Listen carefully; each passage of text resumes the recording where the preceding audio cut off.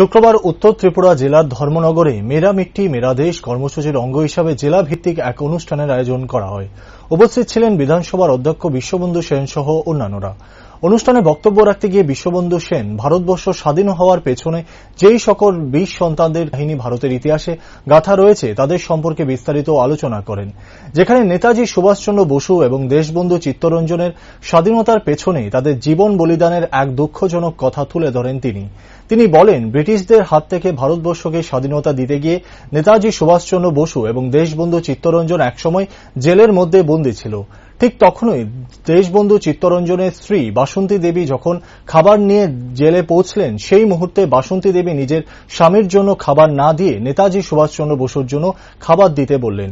ঠিক সেই সূত্রে দেশবন্ধু চিত্তরঞ্জন হাসির খোরাকে ওনার স্ত্রী বাসন্তী দেবীকে বললেন, তুমি আমার জন্য খাবার না নিয়ে কেন সুভাষচন্দ্র বসুর জন্য খাবার নিয়ে এলেন?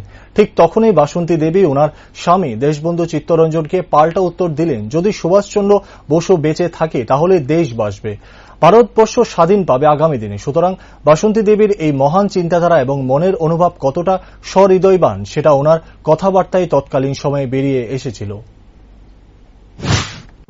যারা প্রাণ দিয়েছেন, মান দিয়েছেন, জীবন দিয়েছেন, দেশবন্ধু চিত্তরঞ্জন দাস। এই দেখুন, দেশবন্ধু চিত্তরঞ্জন দাস সুভাষচন্দ্র বসু একসঙ্গে জেলে,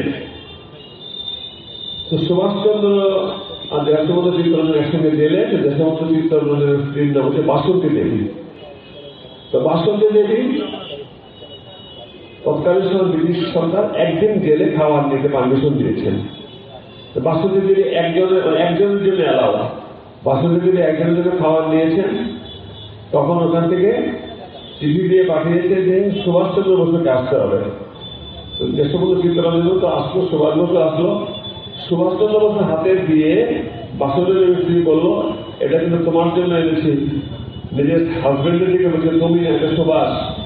হাসতে হাসতে চিত্তরঞ্জন সাহেব বললেন, আরে তুমি আমার জন্য না, সুভাষের জন্য আনলে কেন খাবার? আমার জন্য আনতে পারতেন। বলছে, সুভাষ বাঁচলে মনের ভালোবাসাটা, আবেগটা, সুভাষ বাঁচলে ভারতবর্ষটা বাঁচবে। কত বড় ফিলিংস!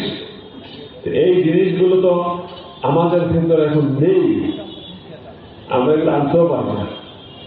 সুতরাং এগুলো যত বেশি জানবো আমরা, তত বেশি আমাদের দেশ সম্পর্কে আরো অভিজ্ঞতা হবে, ভালোবাসা